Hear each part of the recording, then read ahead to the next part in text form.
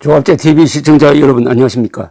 2019년 7월 16일 새벽 1시 29분입니다. 남북한의 대결은 이승만 대통령의 표현에 의하면은 소수의 사대주의적 공산집단과 전체 한민족의 대결이다. 이렇게 규정을 했습니다. 즉 김일성, 김정일, 김정은은 민족 반역자다.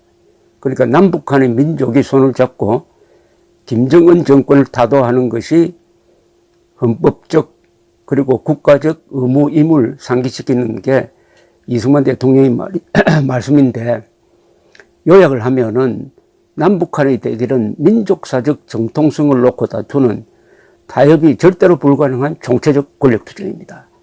한반도에는 정통국가는 하나만 있어야 합니다. 그런데 이런 주장을 하는 데 있어서 한국은 헌법적 뒷받침이 있습니다. 즉 헌법 제3조가 대한민국의 영토는 한반도와 그 부속 도시로 한다. 이렇게 함으로써 북한을 우리의 영토로 규정을 했습니다. 따라서 헌법 제4조에서 대한민국은 자유민주적 기본질서에 입각한 평화적 통일을 추진한다고 되어 있어요.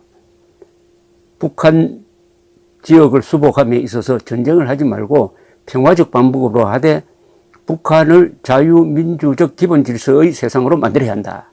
이런 이야기죠. 북한은 반대로 한반도 전체를 김일성주의 세상으로 만들겠다고 선언하고 있습니다. 그러니까 민족사적 정통성을 놓고 타협이 불가능한 총체적 권력투쟁을 하고 있는 것입니다. 그런데 문재인 정권은 대한민국이 가진 이런 민족사적 정통성, 그리고 민주적 정당성, 자유민주적 정체성을 전면적으로 부정하는 이 반역적 역사관을 그냥 노골적으로 드러내고 있습니다.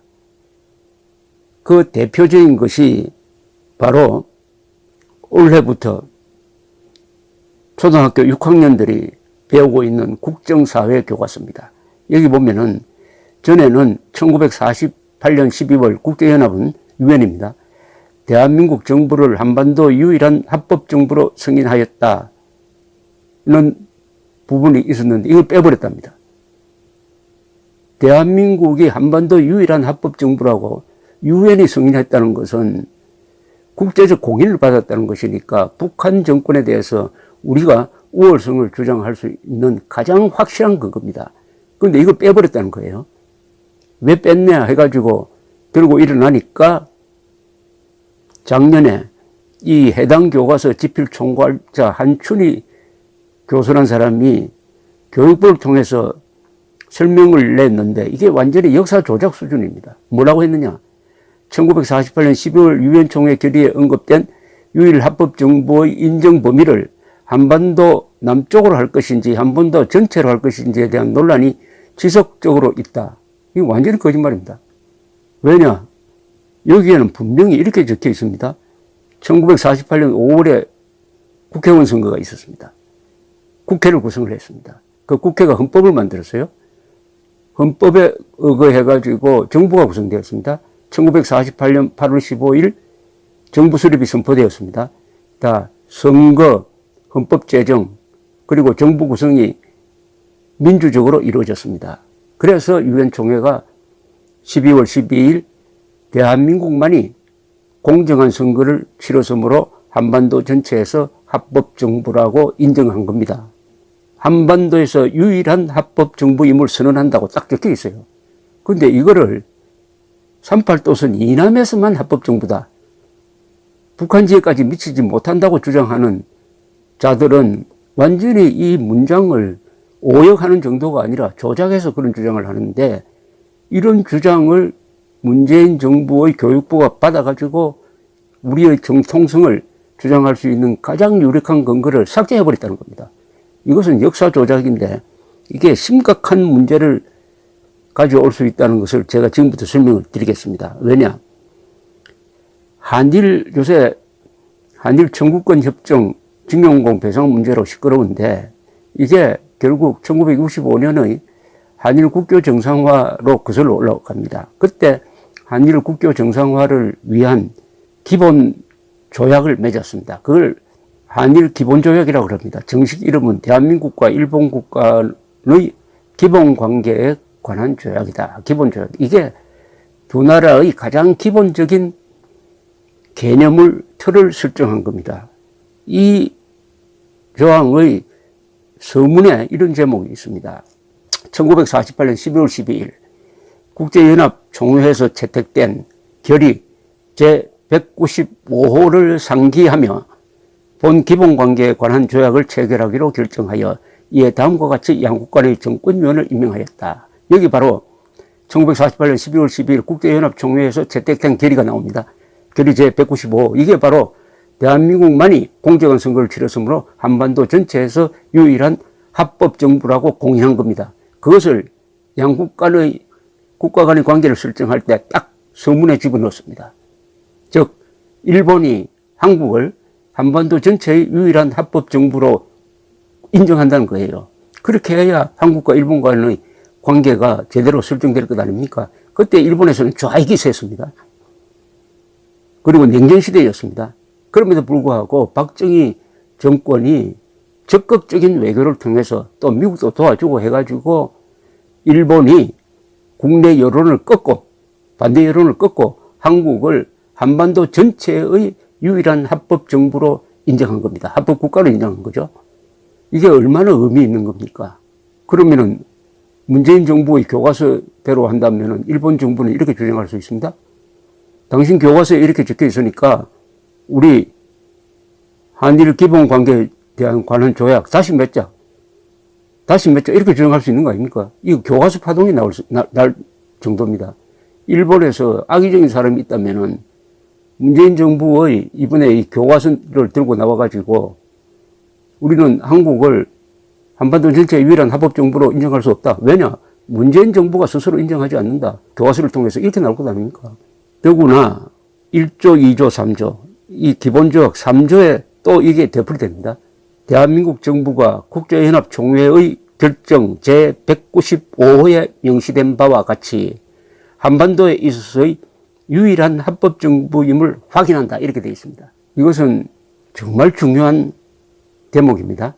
일본 정부가, 즉 대한민국 정부는 국제연합 총회에서 공정한 선거를 통해서 한반도 전체의 유일한 합법정부로 인정받았으므로 그 결의를 존중해가지고 대한민국을 한반도 전체의 유일한 합법정부, 북한 노동당 정권을 국가로 인정하지 않는다는 겁니다. 지금까지 그런 스탠스를 유지를 해오고 있습니다. 그런데 문재인 정부가 들어서가지고 박근혜 정부가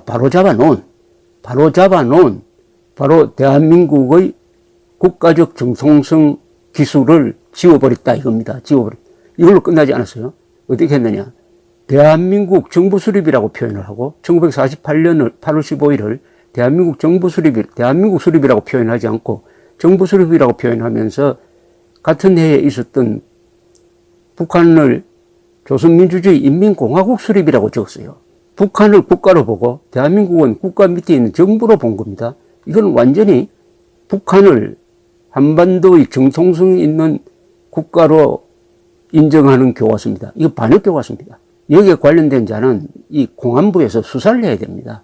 이 이상의 역사 조작이 있을 수가 없습니다. 그러나 이것을 교육부가 방치하고 있는 걸 보면은 문재인 대통령의 생각이 바로 자기가 대표하는 이 대한민국은 한반도의 유일한 합법 정부가 아니다라는 생각을 갖고 있다는 것이 확실합니다. 그러니까 김정은 앞에서 대한민국 대통령이라고 하지 않고 남쪽 대통령이라고 하고 그 자리에서 김정은을 국무위원장이라고 불렀어요.